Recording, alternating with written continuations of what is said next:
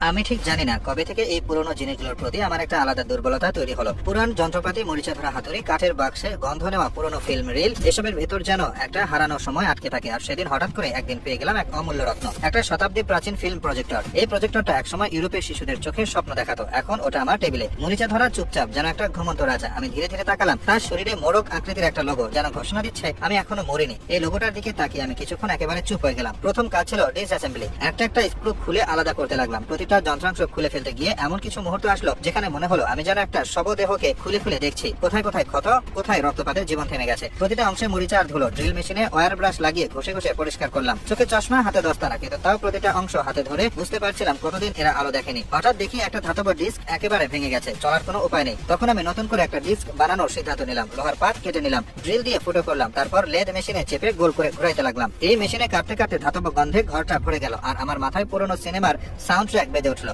ডিস্কটা বানানো শেষ হলে ওটাকে পাউডার কোট করলাম সাদা রঙে, তারপর ওভেনে ঢুকালাম যেন সেই রংটা গায়ে লেগে থাকে অনেক বছর। এরপর শুরু হলো পরের ধাপ। আরো খুঁটিনাটি খুলে ফেললাম, ভেতরের যন্ত্রপাতি আলাদা করে রাখলাম, পরিষ্কার করলাম ওয়্যার ব্রাশ দিয়ে। আর যেগুলো খুব বেশি মরিচা ধরা ছিল সেগুলোর স্যান্ডব্লাস্ট করলাম।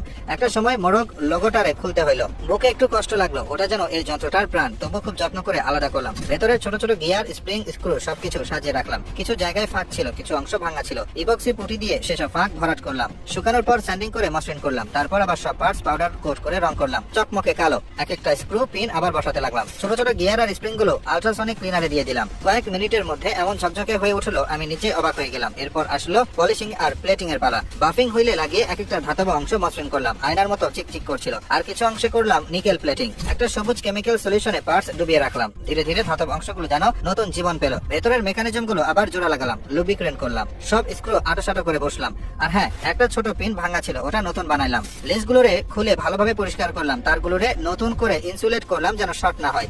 একটার পর একটা অংশ বসালাম। শেষ অংশ ছিল মোড়ক লোগো, যেটা আলাদা করেছিলাম এত যত্নে। আজ ওটাকে তার প্রিয় জায়গায় আবার বসালাম। লোগোটার নিচে যেন লেখা ছিল আমি আবার ফিরে এলাম। সব শেষে আমি একটা পুরাতন ফিল্ম রিল বের করলাম, দা তামান্দুয়া। নরম হাতে সেটারে লাগালাম প্রজেক্টরে, ট্রান্সফরমার লাগিয়ে বিদ্যুৎ সংযোগ দিলাম। টিকটিক শব্দ করে প্রজেক্টর চালু হলো, পর্দার উপরে আলো পড়লো, আর আমি দেখতে পেলাম সাদা কালো দুনিয়া, অ্যানিম্যাল, ডকুমেন্টারি, পুরাতন কার্টুন, সব মিলে যেন একটা সময় ফিরে এলো। আমি একা বসেছিলাম অন্ধকার ঘরে প্রজেক্টরের আলোয়।